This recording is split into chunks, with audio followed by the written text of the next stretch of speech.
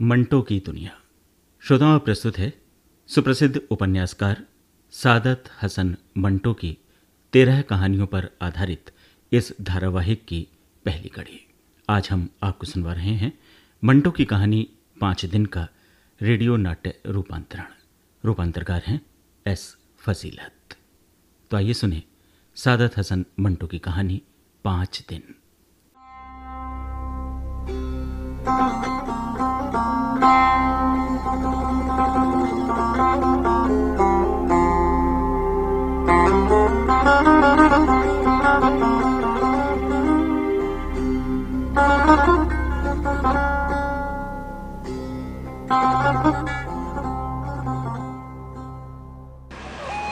ए भाई, सुनना जरा, आप वार्ड बॉय हैं ना इस सैनिटोरियम के? जी हाँ, ठीक पहचाना आपने। हो सकता है अब आप ये पूछें कि ये कौन सा सैनिटोरियम है, तो जनाब ये बटोत का टीबी सैनिटोरियम है। इसके बाद आप हो सकता है ये भी पूछें कि ये बटोत कहाँ है, तो ये भी बता दूं कि बटोत जम्मू तवी से कश्मीर जाने वाले रास्ते पर एक छोटा सा पहाड़ी गांव है। आदमी दिलचस्प हो, बातें भी अच्छी कर लेते हो। फिलहाल तुमसे कुछ और नहीं पूछूंगा मैं। आप कहाँ से तशरीफ लाए हैं? मुंबई से आया हूं मैं। दरअसल मैं अपने करीबी दोस्त की बीवी को देखने यहाँ आया हूँ, जो यहाँ सैनिटोरियम में जिंदगी की आखिरी सांसें ले रही है। क्या नाम है आपके दोस्त की बीवी का? पद्मा। अच्छा, पद्मा जी। वो सामने 11 नंबर बेड पर लेटी तो हैं, आपको देख रही हैं, कुछ कहना चाहती हैं शायद। हाँ, पद्मा ही है। ठीक है बॉड बॉय, तुमसे मुलाकातें होती रहेंगी। मैं जरा पद्मा से मिल लूं।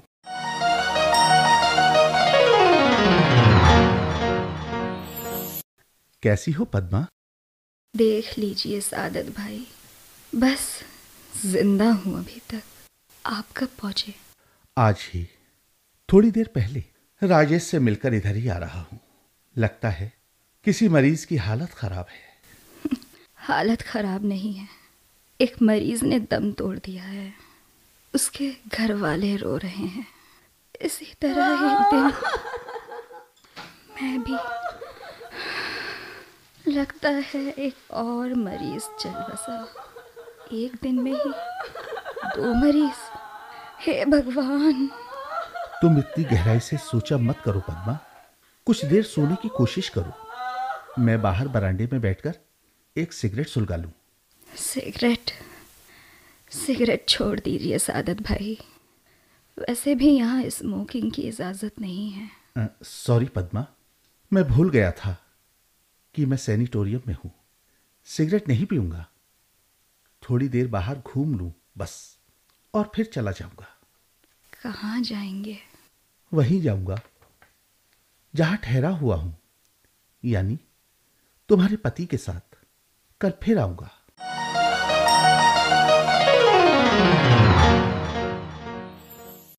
दफना आए आप 22 नंबर को। ये कौन औरत है नईम?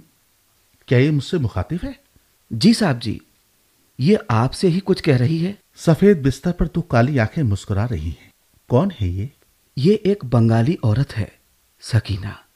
ये दूसरे मरीजों से बिल्कुल अलग तरीके पर अपनी मौत का इंतजार कर रही है। अभी जो 2 मरीजों के जनाजे गुजरे हैं, समझ रही है कि मैं उन्हें दफनाने जा रहा हूं। चलो 2 मिनट इससे भी बात कर लेते हैं। क्या पता किसी और कहानी के चेहरे से नकाब उठे। तुमने मुझसे अभी कुछ कहा था सकीना? सकीना नहीं, नंबर 4। यहाँ किसी का कोई नाम नहीं है। नाम जिंदा इंसानों के होते हैं, मुर्दों के नहीं।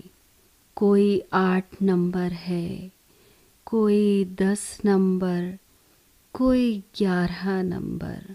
सबको अपनी अपनी रवानगी का इंतज़ार है। क्या पता कब बुलावा आ जाए। आप मुर्दों को जलाने और दफनाने में काफ़ी दिलचस्पी रखते हैं। ये बात तुम कैसे कह सकती हो सकीना? आपके आते ही 2 मरीज चल बसे। ये तो सैनिटोरियम है सकीना। यहाँ ज्यादातर मरीज मर्ज की आखिरी स्टेज पर हैं। किसी मरीज का मर जाना इतनी अहम बात नहीं है। इस वक्त आप जल्दी में लगते हैं, जाइए। कल आपसे ज़्यादा देर तक बातें करूंगी। हाँ, मेरा दोस्त मुंतजर होगा। उसकी बीवी को देखने आया था मैं। अच्छा, मैं चलता हूँ।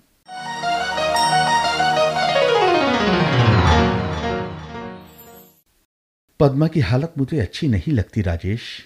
तुम्हारे आने के बाद मैं सैनिटोरियम गया था। डॉक्टर ने भी उसकी ज़िंदगी से मायूसी का इजहार किया है। कह रहा था दोनों लंग्स बेकार हो चुके हैं।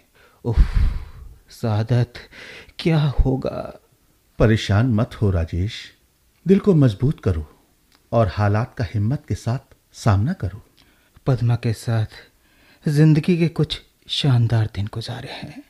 उसके बगैर कैसे जीऊंगा मैं? सादत, कैसे जीऊंगा मैं? नहीं नहीं राजेश, रो नहीं भाई, सब ठीक हो जाएगा। सुबह हो चुकी है, चलो सैनिटोरियम चलते हैं। यूं ही टहलते हुए चलेंगे। आ जाओ, अपने आप को संभालो राजेश। इस तरह रोना मसाइल का हल नहीं है राजेश।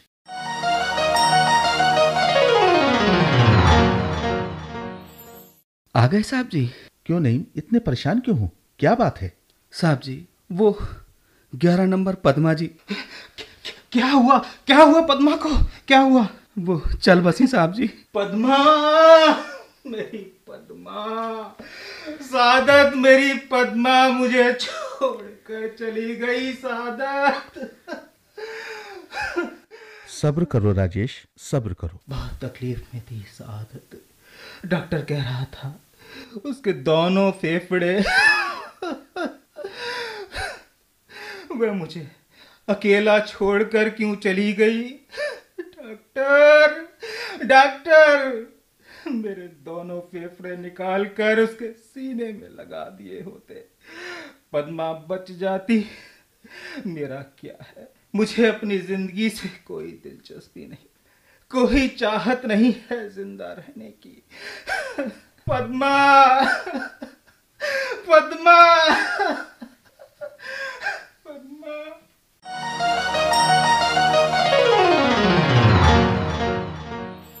बहुत देर लग गई आपको एक चिता को जलाने में? इतनी देर? जी हाँ सकीना, बारिश की वजह से खुश्क ईंधन नहीं मिल पा रहा था, इसलिए देर हो गई। और जगहों पर तो ईंधन की दुकानें होती हैं, पर मैंने सुना है यहाँ इधर उधर से खुद ही लकड़ियाँ काटनी और चुननी पड़ती हैं। जी हाँ। ज़रा बैठ जाइए, यहाँ खड़े क्यों हैं? तलाश करते करते जब आपको खुश्क लकड़ी का टुकड़ा मिल जाता होगा तो आप बड़े खुश होते होंगे। मौत से मुताल्लिक आपका क्या ख्याल है? मैंने कई बार सोचा है सकीना, लेकिन समझ नहीं सका। मैं कुछ कुछ समझ सकी हूँ, इसलिए कि बहुत मौतें देख चुकी हूँ। इतनी कि आप शायद 1000 बरस जिंदा रहकर भी नहीं देख सकेंगे। हाँ, मैं बंगाल की रहने वाली हूँ, जहाँ का कहत मशहूर है। लाखों आदमी वहाँ मर चुके हैं, बहुत सी कहानियाँ लिखी जा चुकी हैं, सैकड़ों मज़मून छप चुके हैं, फिर भी इंसान की इस विपदा का अच्छी तरह नक्शा नहीं खींचा जा सका। मौत की इस मंडी में मौत के मुताल्लिक मैंने सोचा। क्या सोचा सकीना? मैंने सोचा एक आदमी का मरना मौत है, 1,00,000 आदमियों का मरना तमाशा है। सच कहती हूँ, मौत का वो खौफ जो कभी मेरे दिल में हुआ करता था बिल्कुल दूर हो गया। मेरे ख्यालात पहले ऐसे न थे। सच पूछिए तो इतना सोचने की अक्ल भी नहीं थी मुझ में, लेकिन बंगाल के इस कहत ने मुझे एक बिल्कुल नई दुनिया में फेंक दिया। लेकिन ये आप लिख क्या रहे हैं? मैं अफसाना निगार हूं। जो बातें दिलचस्प लगती हैं उन्हें नोट कर लिया करता हूं।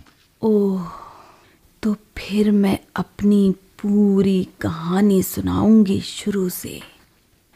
जब बंगाल में कहत फैला और लोग धड़ाधड़ मरने लगे तो मेरे चचा ने एक बदमाश आदमी के पास मुझे 500 रुपए में बेच दिया, जो मुझे लाहौर ले आया और एक होटल में ठहराकर मुझसे पैसा कमाने की कोशिश करने लगा। उसके बाद जब मुझे कलकत्ते से लाहौर लाया गया तो मैं समझ गई थी अब चंद ही रोज में मुझे एक सिक्का बनाकर जगह जगह भुनाया जाएगा।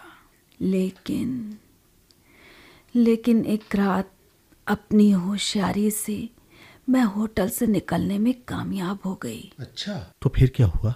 अब लाहौर की सड़कें थीं और मेरे लिए नए नए खतरे। लोग इस तरह मुझे घूरते जैसे बरमे से मेरे अंदर सुराख कर रहे हों। तो फिर क्या हुआ? 3 दिन और 3 रातें अपनी इज्जत की हिफाजत करती, इधर से उधर घूमती भटकती फिरी। अच्छा। भूख के मारे बुरा हाल था, मगर मैंने किसी के आगे हाथ न फैलाया, क्योंकि मुझे मालूम था कि मेरा ये फैला हुआ हाथ मेरी अस्मत समेत मुझे किसी अंधेरी कोठरी में खींच लेगा। चौथे रोज शाम को एक गली से गुजर रही थी। अच्छा। जाने क्या जी में आई, एक मकान के अंदर घुस गई। अच्छा। अंदर चलकर ख्याल आया, नहीं, कोई पकड़ लेगा और तमाम किए कराए पर पानी फिर जाएगा। मगर अब मुझ में खड़े होने की भी ताकत नहीं थी और मेरा सर चकराने लगा। किसी की खांसी की आवाज़ आई। मैंने भागने की कोशिश की, मगर चकरा कर गिर पड़ी और बेहोश हो गई। जब होश आया तो मैं एक साफ सुथरे बिस्तर पर लेटी थी। तभी मुझे किसी की पतली पतली खांसी की आवाज़ आई। एक हड्डियों का ढांचा नुमा इंसान कमरे में दाखिल हुआ। मैंने अपने गांव में कहत के बारे बहुत से इंसान देखे थे। अच्छा। औरतों की अस्मत की तरफ लपकते हुए दरिंदे भी देखे थे, मगर ये इंसान, ये उन सबसे मुख्तलिफ था। उसकी आंखों में लालच नहीं, बल्कि एक पर्दा सा था जिसके पीछे से वो डर डर कर मेरी तरफ देख रहा था। खौफज़दा तो मुझे होना चाहिए था, मगर सहमा हुआ वो था। उसने रुक रुक कर कुछ झेपते हुए बड़े अदब से कहा, कौन हो तुम? कहाँ से आई हो? बहुत लंबी चौड़ी दास्तान नहीं है मेरी, लेकिन तकलीफ दे ज़रूर है।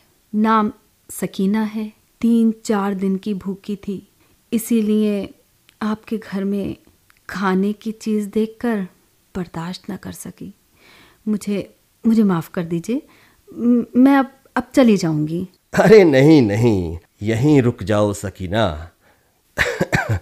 दरअसल मैं दिक का मरीज हूँ।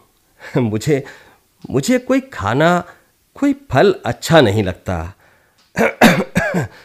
इसलिए तुम खाया करना और मैं तुम्हें देखा करूँगा।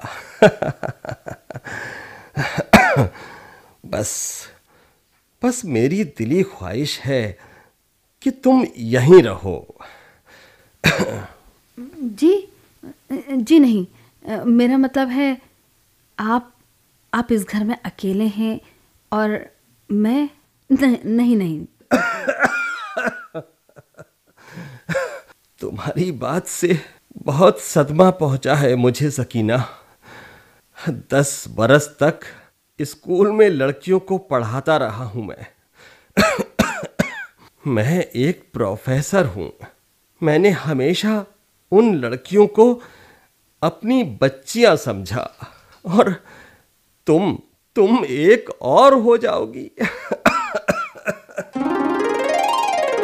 सादत साहब, मेरे पास अब इनकार की कोई वजह नहीं थी। वहीं प्रोफेसर के घर रुक गई। वो 1 बरस और चंद महीने जिंदा रहा। इस दौरान मुझे उसकी खिदमत करनी चाहिए थी,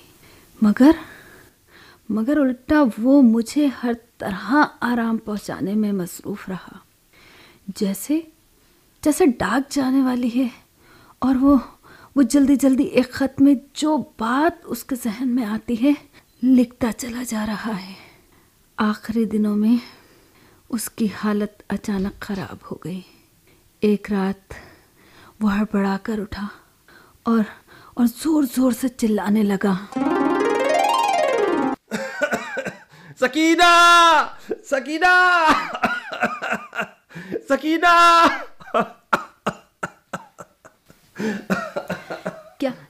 क्या हुआ प्रोफेसर? क्या हुआ आपको? क्या हुआ?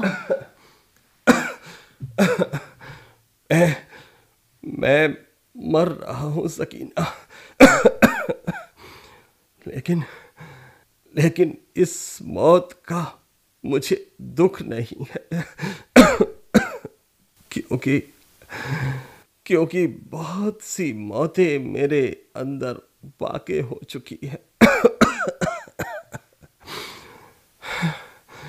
तुम सुनना चाहती हो मेरी दास्तान? जानना चाहती हो क्या हूं मैं? सुनो, एक बहुत बड़ा झूठ हूं मैं। मेरी सारी जिंदगी अपने आप से झूठ बोलने और फिर उसे सच बनाने में गुजरी है। मैंने एक ख्वाहिश को मारा था, लेकिन मुझे मालूम नहीं था कि इस कत्ल के बाद मुझे बहुत से खून करने पड़ेंगे। सकीना, मैं अपना करैक्टर ऊंचा करता रहा और खुद पस्ती की दलदल में धंसता चला गया।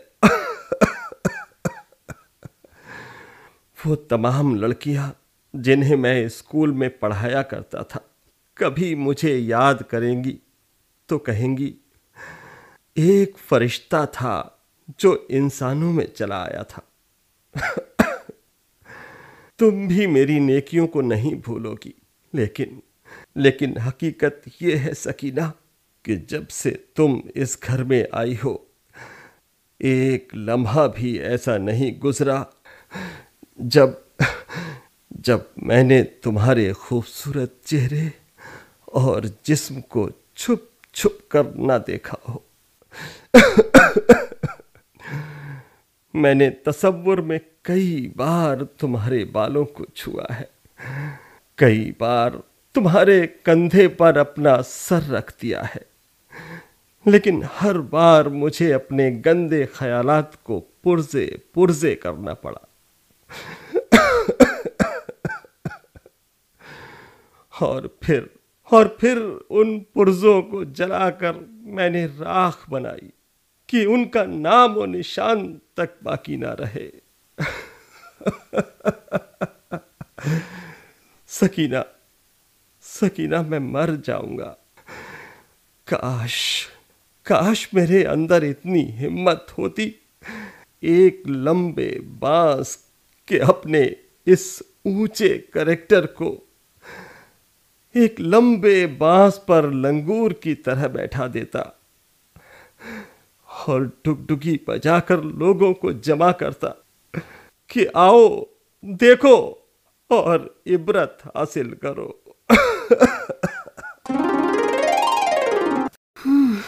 इसके बाद प्रोफेसर सिर्फ 5 दिन जिंदा रहा। मरने से पहले बहुत खुश था। जब वो अपनी आखिरी सांस ले रहा था तो उसने मुझसे कहा, सकीना, मैं लालची नहीं हूँ। जिंदगी के ये आखिरी 5 दिन मेरे लिए बहुत हैं। मैं तुम्हारा शुक्रगुजार हूँ। अब आप ही बताइए सादत साहब, प्रोफेसर के बारे में आपकी क्या राय है? वो लालची नहीं था सकीना। दिल में गंदे ख्यालात का तूफान समेटे वो इन तूफानों से लड़ता रहा और उसके कदम नहीं डगमगाए। वो एक बहादुर शख्स था सकीना, जिसने गुनाह के हर जज्बे को कत्ल कर दिया था। इसीलिए वो सुकून से मरा।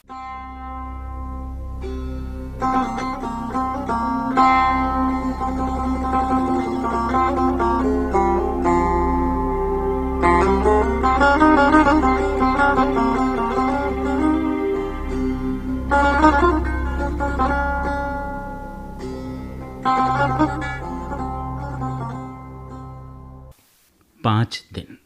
अभी आपने सादत हसन मंटो की इस कहानी का रेडियो नाट्य रूपांतरण सुना।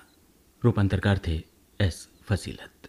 इस पहली कड़ी में भाग लेने वाले कलाकार थे प्रोफेसर गोपाल कृष्ण शर्मा, सादत राजदीप शर्मा, पद्मा पल्लवी, सकीना रवा बंजुम। वार्ड बॉय की भूमिका में थे सुरेंद्र यादव और राजेश की भूमिका निभा रहे थे प्रदीप कुमार। इस धारावाहिक के सह प्रस्तुतकर्ता थे असीम सक्सेना और सुरेंद्र राजेश्वरी। प्रस्तुति मंदी।